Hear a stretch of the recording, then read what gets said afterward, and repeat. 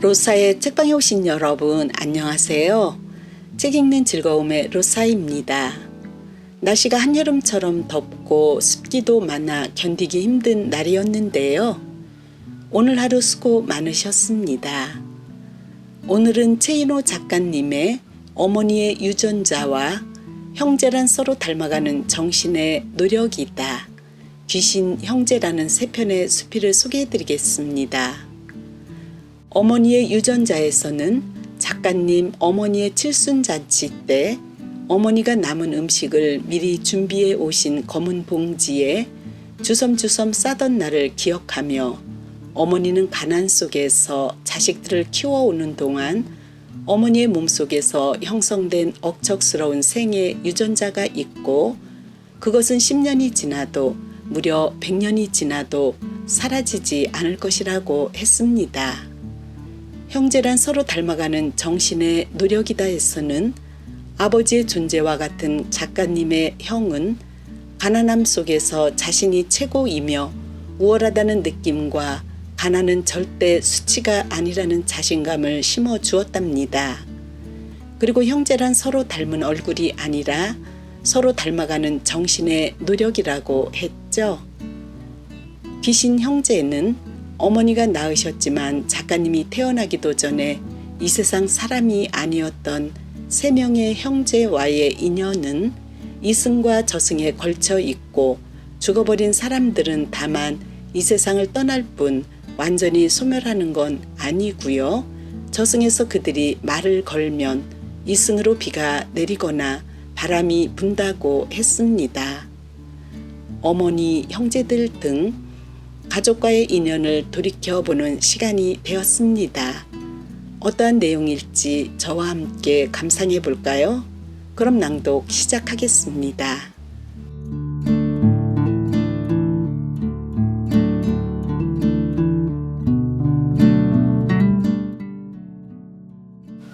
어머니의 유전자 최인호. 우리는 잊었지만 어머니들은 잊지 못하는 과거가 있다. 우리는 그 시절의 몸짓을 버릴 수 있어도 어머니들의 몸속에선 결코 사라지지 않는 몸짓이 있다. 그걸 나는 억척스러움의 유전자라고 부른다. 가난 속에서 자식들을 키워오는 동안 어머니의 몸속에서 형성된 유전자, 10년이 지나도 무려 100년이 지나도 사라지지 않을 그 억척스러운 생의 유전자. 돌아가신 어머니의 칠순 잔치 때 있었던 일이다. 어머니의 생신은 8월 10일이었다. 다들 제 몫을 하며 살아가고 있던 우리 형제들은 어머니 고이 연만큼은 제법 거창하게 해드리고 싶었다. 그래서 남편 복은 없지만 자식 복은 있다는 소리를 듣게 해드리고 싶었던 것이다. 형과 나는 머리를 맞대고 며칠간 의논에 의논을 거듭했는데 정작 어머니는 아주 검소한 잔치를 하고 싶다고 말씀하셔서 우린 조금 김이 새는 듯한 느낌을 받았다. 사실 자랄 때부터 불효막심한 후레자식 노릇을 한 나로서는 이럴 때 톡톡히 생색 좀 내서 어머니의 한을 풀어드리고 싶은 마음도 있었지만 어머니의 결심 또한 완강하게 굳으셔서 별 수 없이 간단한 잔치를 준비할 수밖에 없었다. 그래서 친척 중에도 오직 어머니의 친동생이자 화가이신 외삼촌 내외만 부르기로 하고 장소는 시내 제2호텔 요식부의 한 방을 예약해 두었다. 12시 30분 우리는 정확히 약속 장소에 집결했다. 삼촌 내외는 벌써부터 오셔서 기다리고 계셨는데 우리를 보자 외삼촌이 익사를 부리셨다. 잘 먹을 것 같아서 하루 전부터 굶었어. 만약 너희가 이틀 전에 연락해 주었다면 이틀은 굶었을 거야. 어쨌든 이렇게 해서 20층이 넘는 호화 호텔 꼭대기에 한 방에 자리를 잡고 어머니의 69살 파티를 시작했다. 접시에 접어놓은 냅킨을 하나씩 무릎 위에 들이우고 며느리들은 시어머니의 생신을 진정 축하해서 못 견디겠다는 엄숙의 표정을 과장하고 있었고, 아직 철 모르는 아이들조차 분위기에 압도되어 마치 수녀원에 갇혀 엄격한 예술 교육을 받은 아이들처럼 의자에 조용히 앉아 있었으며, 어머니는 빨간 매니큐어 칠한 손으로 파티의 개막을 선언하셨다. 마침 사진기를 가져오지 않았으므로 호텔 사진사를 불렀으나 막상 사진사가 오자 형은 다음과 같이 말했다. 미안하지만 10분 후쯤 다시 와주겠어요? 왜냐하면 테이블에 접시라도 좀 가득 있었으면 하니까요. 그래야만 사진이 그럴듯하지 않겠어요? 후덕한 인상의 사진사는 정확히 10분 후에 다시 오겠다며 나가버렸고, 결국 음식이 차례차례 들어오기 시작했다. 평소 중국 음식이라면 짜장면과 우동밖에 모르는 아이들은 차례로 들어오는 음식이 먹는 음식이라기보다는 왠지 장난감 같은 생각이 들었는지 먹으려 들지 않고 장난만 하고 있었으며, 아내는 후다닥 먹고 싶어 견딜 수 없는 눈치였지만 분위기가 너무 무거워서 침만 삼키고 젓가락질만 하고 있을 뿐이었다. 분위기가 차차 무르익자 빈 접시도 쌓여가고 아이들도 먹고 흘리고 소리 지르고 던지고, 외삼촌도 술 한 잔에 마음이 풀리셔서 말씀도 많아지고, 며느리들도 체면 차리지 않고 먹기 시작하고, 사진사가 돌아와서 카메라를 의식지 마시고 그냥 드세요. 마음껏 드세요. 하며 사진 찍고 플래시가 번쩍번쩍 터지고 20층 꼭대기에서 밖을 내다보니 눈 아래 사람들이 개미 같고 차들이 성냥갑 같고 물도 꿀꺽꿀꺽 먹고 그러다가 입가에 흘리고 배도 불러오고, 아이 중에 하나가 화장실 갔다 오겠다고 나가서 볼일 보고 오더니 너도 나도 긴장이 풀려서 화장실 한번 다녀온 뒤부터는 비로소 마음이 느긋하게 풀리고 진짜 어머니의 생일 파티가 새로 시작되었던 것이다. 그러자 갑자기 내 옆에 앉으신 어머니가 주섬주섬 핸드백 속에서 무언가를 꺼내셨다. 무언가 유심히 보니 비닐 봉지였다. 뭐예요? 내가 묻자 어머니는 소녀처럼 호호호 입을 가리고 웃으셨다. 남은 게 아까워서 그런다. 여기다 남은 거 싸다가 집에 개라도 주려고 그런다. 어머니는 탁자 위에 남은 음식들을 미리 준비했던 비닐봉지에 주섬주섬 넣기 시작하셨다. 빨리 먹지 않으면 보이들이 접시채 들고 나가지 않대? 나는 난처해서 어머니를 쏘아보았다. 이러다가 종업원이라도 들어오면 어쩔 것인가. 모처럼 만든 이 신성한 파티 의식이 마구잡이 동네 잔치로 전락되어 버릴 것이 아니겠는가. 거참, 왜 그러세요? 왜 그렇게 주책 부리시는 거예요? 내가 소리를 높이자 어머니는 내 목소리를 들은 척도 않고, 그러나 마음은 급하고 비닐봉지에 남은 음식은 잘 들어가지 않고 손은 떨리고 그러시더니 마침내 그 아까운 새 입성에 음식 국물을 조금 흘리셨다. 아까워라. 혼잣말로 어머니는 치마에 묻은 국물을 냅킨으로 닦으시며 중얼거리셨다. 옷 버리고 말았네. 호호. 참네. 난 도둑질을 못하겠어. 손이 떨리고 마음이 떨려서. 그렇게 어머니는 천진하게 웃으며 계속 음식을 담으셨다. 주름진 얼굴 피부에 곱게 분을 바르시고 새로 맞추신 한복으로 벌겋게 물드는 음식 국물에도 아랑곳 없이 음식 하나하나를 젓가락으로 조심스럽게 집어 검은 비닐봉지에 담으셨다. 오랜 옛날 우리는 가난했다. 가난해서 끼니를 굶고 거르는 날도 많았다. 우리가 한 끼를 굶으면 어머니는 두 끼를 굶어야 했으며, 우리가 한 끼를 먹으면 어머니는 먹지 않아도 배가 부른 표정을 짓던 시절이 정말 있었다. 나는 벌써 오래전에 그 시절을 망각했는데 어머니는 여전히 잊지 못하고 계셨구나. 그렇게 많은 시간이 지나고 그렇게 숱한 세월이 흘렀어도 어머니의 몸속엔 여전히 그 시절의 억척스럽던 유전자가 흐르고 있는지도 모른다. 그렇지 않고서야 어떻게 그 고통스러운 세월을 수많은 자식들을 치마품에 안고 견뎌낼 수 있었으랴. 그러므로 저 억척스럽고 남부끄러운 주책이야말로 세상에서 가장 아름다운 몸짓이다.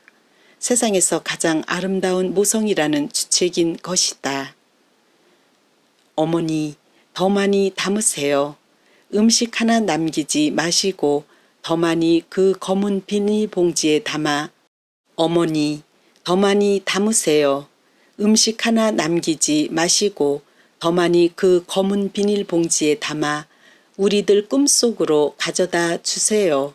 한 개도 남김없이 다. 어머니가 남의 부끄러운 이목도 상관하지 않고 담아오신 그 음식들을 우리가 다 먹을래요. 어머니, 이제 늙어가는 자식들의 꿈속으로 검은 비닐봉지 두둑이 음식을 담아 오세요. 어머니.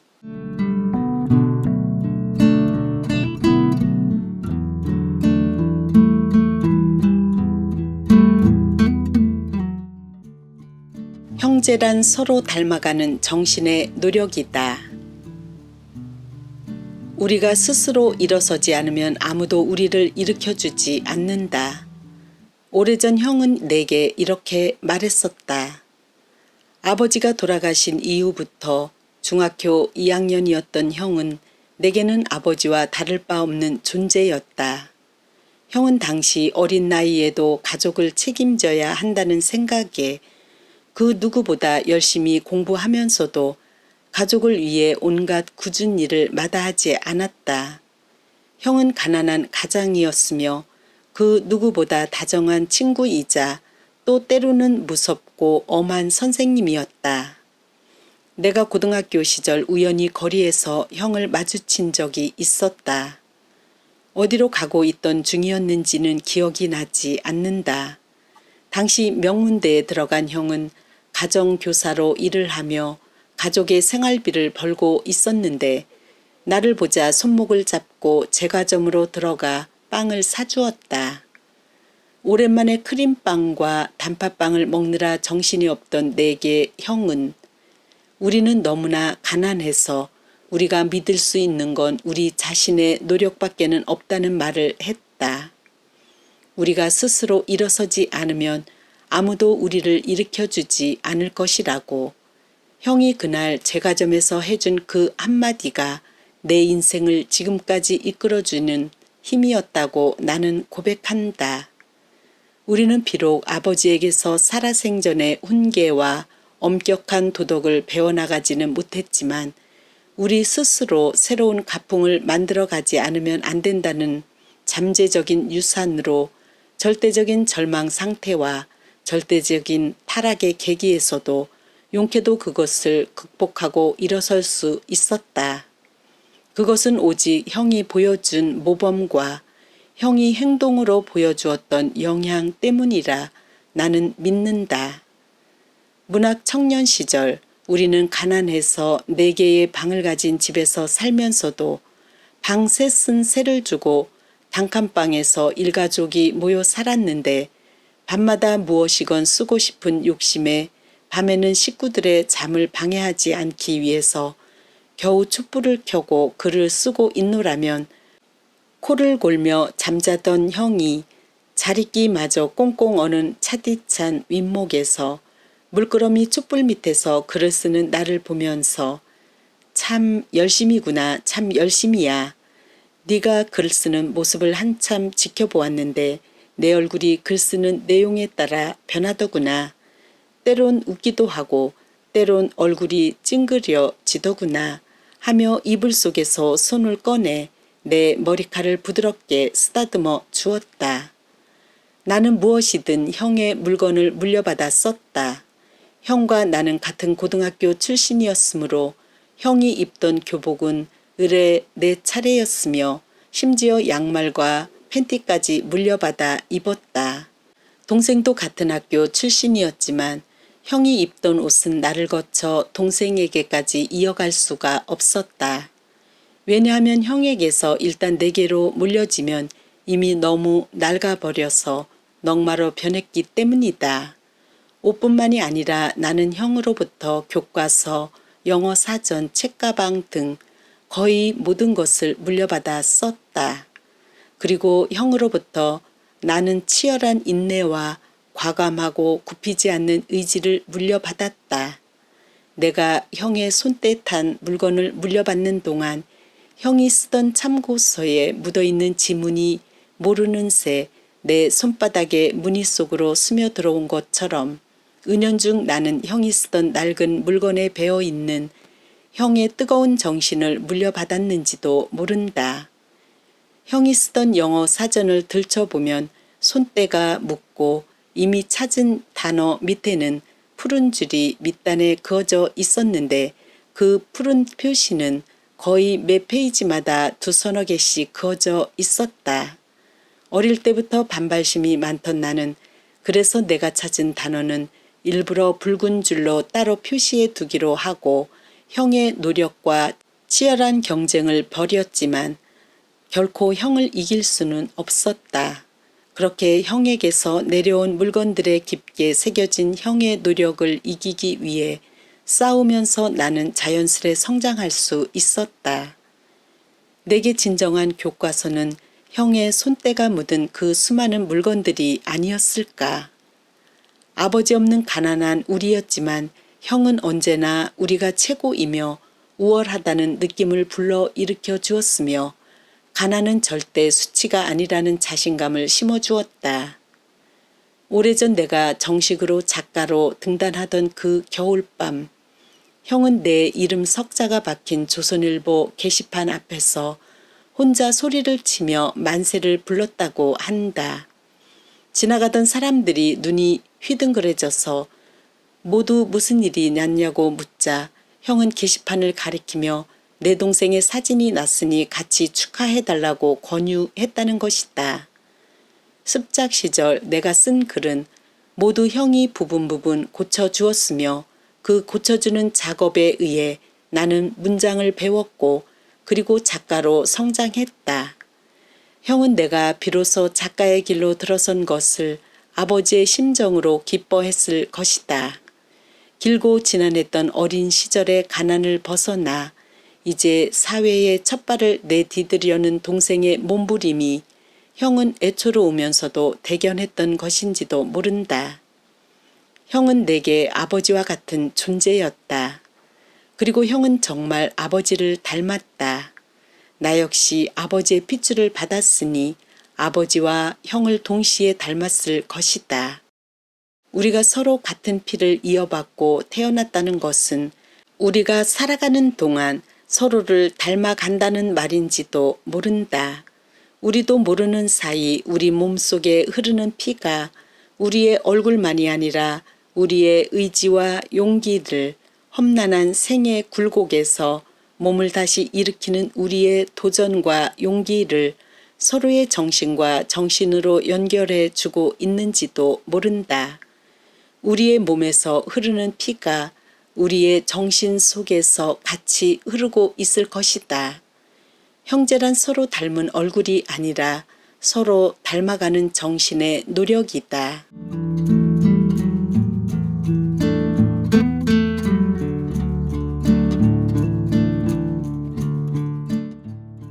귀신 형제. 내게는 얼굴도 모르고 이 세상에서 단 한순간도 함께 존재한 적이 없는 형제들이 있다. 마치 역사 속 인물이 그러하듯 내가 이 세상에 존재하기 전에 잠시 존재했다가 사라져버린 이들. 세상에는 그렇게 단 한 번도 함께 존재해보지 못한 형제들이 있는데 그래서 늘 그들의 이야기는 비현실적인 전설이거나 슬픈 민담처럼 들리곤 한다. 어머니는 9명의 자식을 낳으셨다. 9명의 자식을 낳으셨지만 내가 알고 있는 형제들은 나를 비롯해 6명밖에 되지 않는다. 먼저 태어난 3명의 형제들은 내가 태어나기도 전에 이미 이 세상 사람이 아니었던 것이다. 나와 그들의 형제간 인연은 그러므로 이승과 저승에 걸쳐 있다. 어머니는 일절 이미 죽어버린 형제들 이야기는 하지 않으셨다. 그들이 모두 어릴 때 죽었으므로 나는 어머니로부터 단 한 번도 그들의 이야기를 들어본 적이 없다. 내가 추측하건대 그들 중 2명은 쌍둥이였던 모양이다. 그들은 세상에 나오자마자 바로 죽었으므로 이름도 채 가져보지 못한 채 세상을 떠났던 것이다. 내가 만약 그 2명의 쌍둥이 형제를 저승에서 만난다면 나는 그들을 무슨 이름으로 불러야 하는 걸까? 저승의 강을 건너기 전 점집에라도 가서 그들의 이름을 받아가지고 가야 하는 걸까? 형제는 형제이건만 서로 이름도 부를 수 없는 그런 형제가 내게 있다는 것이 때로 서글프게 느껴지곤 한다. 쌍둥이 형제가 죽은 후 낳은 셋째는 여자아이였다고 한다. 내게는 누이인 그 소녀의 이름은 재욱. 9살의 기찻길 위에서 세상을 떠났다. 어린 시절 큰 누이는 죽어버린 재욱 누이의 이야기를 마치 옛날 이야기 들려주듯 하곤 했는데 나는 나이가 든 지금까지도 가끔 재욱 누이의 마지막 순간을 떠올리곤 한다. 가난한 집 맏며느리로 시집온 어머니는 딸만 내리 쌍둥이까지 포함해서 5을 낳으셨다. 컨트롤 잡히지 못한 불안한 투수처럼 어머니는 6번째 만에 간신히 스트라이크를 건져내어 형을 낳으셨는데 재욱 누이는 어린 마음에도 이 고추 달린 사내 동생이 무언가 집안에 웃음과 평화를 가져다 줄 존재라는 것을 절실하게 느끼고 있었던 모양이다. 누이는 어린 형을 업고 우는 아기를 달래기 위해서 평양 시내로 바람을 쐬러 나갔던 모양이다. 형은 그만 전찻길을 건너다 꽃신 한 짝을 전차 선로에 떨어뜨렸다. 누이는 동생의 소중한 꽃신 한 짝을 줍기 위해 아기를 내려놓고 다시 전찻길로 뛰어들었다. 전차는 다가오고 있었고 누이는 허리를 굽혀 꽃신을 집어들었다. 그러나 미처 피하기도 전에 거대한 전차는 어린 누이를 무참하게 밟고 지나갔다. 그렇게 피투성이가 되어 죽어버린 누이의 손에는 끝까지 형의 꽃신 한 짝이 들려 있었다고 한다. 누이는 어린 동생의 신발 한 짝을 위해 자신의 목숨을 문자 그대로 헌신짝처럼 던져버리고 말았다. 그 신발 한 짝으로 죄가 있다면 태어난 죄밖에 없는 이 가엾은 누이는 이 추악하지만 그래도 아름답고 이 야비하지만 그래도 거룩한 생을 스스로 포기했다. 나는 그 이야기를 들을 때마다 마치 내 누이의 이야기가 아닌 어느 동화 속 한 소녀의 이야기를 듣는 듯 했다. 그래서 그렇게 그 누이의 이야기가 자주 꿈결에 머물다 갔는지도 모른다. 죽어버린 사람들은 다만 이 세상을 떠날 뿐 완전히 소멸하는 건 아니다. 나는 굳게 그것을 믿고 있다. 그들은 우리 곁에 있다. 우리가 슬퍼할 때 지상의 말을 잊었으므로 함께 위로의 말을 나누어 줄 수는 없으나 가끔 우리의 어깨를 두드리고 우리가 잠잘 때 우리 머리맡에 앉아 논일다 가는지도 모른다. 내가 지금껏 만났던 모든 사람들, 한때 만나서 즐겁고 정다웠던 죽은 사람들은 언제나 우리 곁에 있어 우리의 생은 철마다 다투어 피는 꽃밭이 되고 있는 것이다. 지난해에 피었던 꽃은 꽃이 아니랴. 그들은 씨앗으로 남아 오늘 우리 곁에 저처럼 아름답게 피어 있다. 내게는 내가 태어나기도 전에 저승으로 간 형제들이 있다. 그들은 저승에서 나를 기다리고 있는 것이 아니다. 이승과 저승은 다만 보이지 않는 하나의 창을 두고 마주하고 있을 뿐 그들은 언제나 나를 보고 있을 것이다. 그리고 내게 그들의 언어로 말을 걸어온다. 저승에서 그들이 내게 말을 걸면 이승으로 비가 내리거나 바람이 불어온다. 그들은 자연의 언어로 우리에게 말을 걸어오고 있는 것이다. 내게는 이미 귀신으로 존재하는 형제들이 있다. 언제나 나를 지키고 위로해주는 나는 그들의 동생이다.